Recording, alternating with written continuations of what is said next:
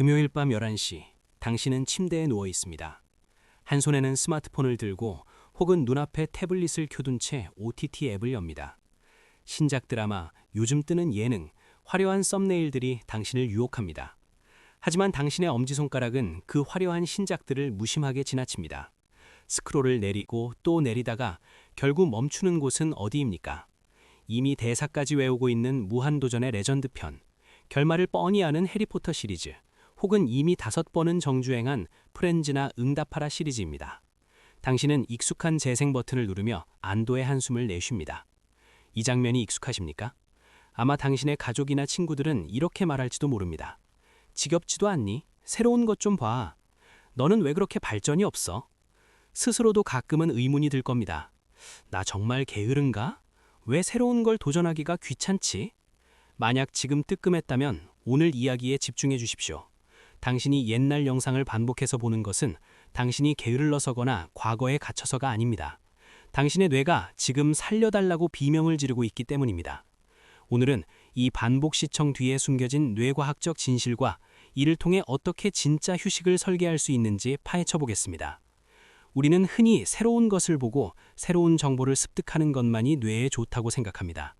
같은 영상을 반복하는 행위를 시간 낭비나 현실 도피로 치부하곤 합니다. 하지만 뇌과학적 관점에서 볼 때 이것은 완전히 틀린 해석입니다. 오히려 당신의 뇌는 지금 가장 고도의 에너지 보존 전략을 구사하고 있는 중입니다. 이 현상을 설명하는 핵심 개념은 바로 인지적 유창성입니다. 우리의 뇌는 기본적으로 구두쇠입니다. 정보를 처리하는 데 에너지를 쓰는 것을 극도로 싫어합니다. 새로운 영화를 본다는 것은 뇌 입장에서 엄청난 중노동입니다. 새로운 등장인물의 얼굴을 익혀야 하고 복잡한 플롯을 따라가야 하며 반전을 예측해야 합니다. 이 모든 과정은 전두엽에 막대한 부하를 줍니다. 하지만 이미 봤던 영상은 어떻습니까? 당신은 다음에 어떤 장면이 나올지, 주인공이 무슨 말을 할지 이미 알고 있습니다. 뇌는 예측을 위해 에너지를 쓸 필요가 없습니다. 정보 처리의 고속도로가 뻥 뚫린 셈입니다. 시카고 대학교의 연구팀은 이것을 재소비의 심리학이라고 정의하며 놀라운 사실을 밝혀냈습니다.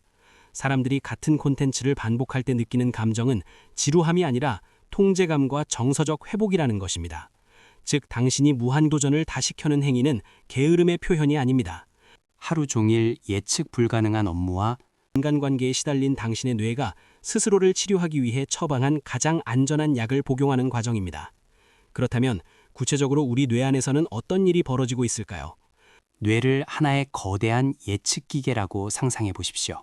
이 기계의 연료는 포도당이고 목표는 오차 줄이기입니다. 첫째, 코르티솔과 불확실성의 전쟁입니다.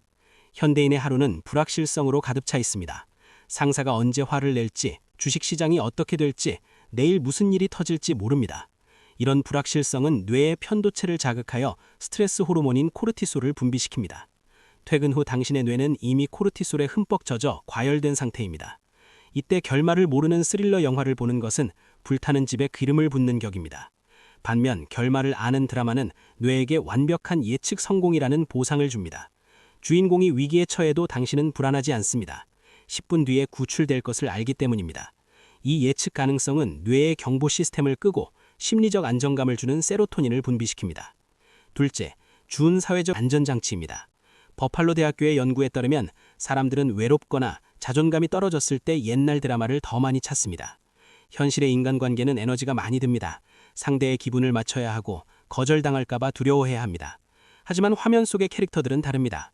그들은 당신을 비난하지도 실망시키지도 떠나지도 않습니다. 당신이 수십 번 돌려본 시트콤 속 친구들은 현실의 친구보다 더 안전하고 예측 가능한 사회적 대리인 역할을 합니다. 뇌는 이들과의 만남을 실제 사회적 교류와 비슷하게 인식하지만 감정 소모 비용은 0에 수렴합니다. 이것은 비겁한 도피가 아니라 고갈된 사회적 배터리를 충전하는 매우 효율적인 진화적 전략입니다. 셋째, 회복적 향수의 기능입니다. 당신이 10년 전 영상을 볼 때 당신은 단지 그 영상을 보는 것이 아니라 그 영상을 처음 봤던 과거의 당신을 만나는 것입니다.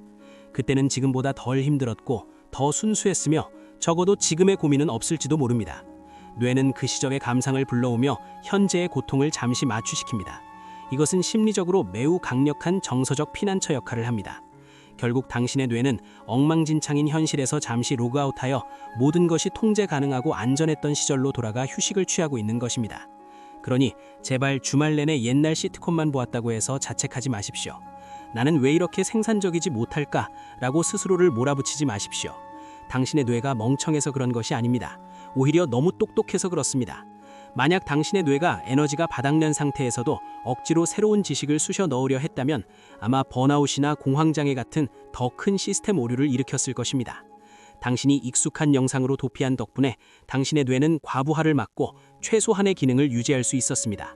이것은 게으른 습관이 아니라 치열한 생존 본능이 만들어낸 자가 치유 프로세스였습니다. 당신은 그동안 당신을 보호하고 있었던 것입니다. 하지만 여기서 한 가지 주의할 점이 있습니다. 이 치유 과정이 너무 길어지면 뇌는 영원히 절전 모드에서 깨어나지 못할 수도 있습니다. 안전한 동굴은 피난처가 되어야 하지 감옥이 되어서는 안 됩니다. 이제 이 안전한 위로를 발판 삼아 다시 세상 밖으로 나갈 에너지를 확보하는 방법을 알려드리겠습니다. 우리의 목표는 반복 시청을 끊는 것이 아닙니다. 그것을 수동적인 도피에서 능동적인 충전으로 바꾸는 것입니다. 다음의 3가지 전략을 통해 뇌의 주도권을 되찾으십시오. 첫째, 환승구역으로 활용하십시오. 퇴근 후 집에 오자마자 바로 무언가 생산적인 일을 하려고 하지 마십시오. 뇌에게는 모드 전환 시간이 필요합니다. 익숙한 영상을 보되 딱 20분만 타이머를 맞추십시오. 이것을 업무 모드에서 휴식 모드로 가는 환승 통로로 정의하는 겁니다. 나는 지금 시간을 때우는 게 아니라 뇌에 열을 식히고 있는 중이야 라고 인지하십시오. 죄책감 없이 즐기는 20분은 보약이지만 죄책감을 느끼며 보는 3시간은 독입니다. 타이머가 울리면 과감히 끄고 일어나 물 한 잔을 마시는 마이크로 액션으로 뇌를 환기시키십시오. 둘째, 의도적 발견 훈련을 하십시오. 만약 100번째 보는 영화라면 이번에는 관점을 조금만 비틀어 보십시오. 그냥 멍하니 보는 대신 저 장면 뒤의 배경 소품은 뭐지? 혹은 저 배우의 표정이 정확히 언제 변하지? 와 같이 아주 작은 디테일에 집중해 보는 겁니다. 이것은 뇌의 자동 조종 모드를 끄고 안전한 환경에서 주의력을 훈련하는 좋은 방법입니다. 익숙함 속에서 새로움을 찾아내는 훈련은 뇌의 가속성을 자극하여 다시 새로운 도전을 할 수 있는 예열 과정을 만들어냅니다. 셋째, 새로운 자극을 샌드위치처럼 끼워 넣으십시오. 가장 추천하는 방법은 10더하기5 법칙입니다. 10분 동안 당신이 좋아하는 익숙한 영상을 보아서 뇌를 안심시키십시오. 그 후 5분만 완전히 새로운 장르나 정보성 영상을 시청하십시오. 그리고 다시 익숙한 영상으로 돌아가 보상을 주십시오.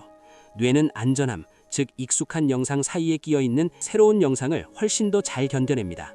이 작은 5분의 시도가 쌓이면 당신의 뇌는 다시 불확실성을 탐험할 용기를 얻게 됩니다. 기억하십시오. 당신이 돌아갈 베이스 캠프가 있다는 것은 약점이 아니라 강점입니다. 익숙한 영상이라는 든든한 베이스 캠프가 있기에 당신은 다시 거친 세상으로 모험을 떠날 수 있는 것입니다. 지금까지 마인드 허브였습니다. 당신의 오늘이 어제보다 조금 더 평온하길 바랍니다. 감사합니다.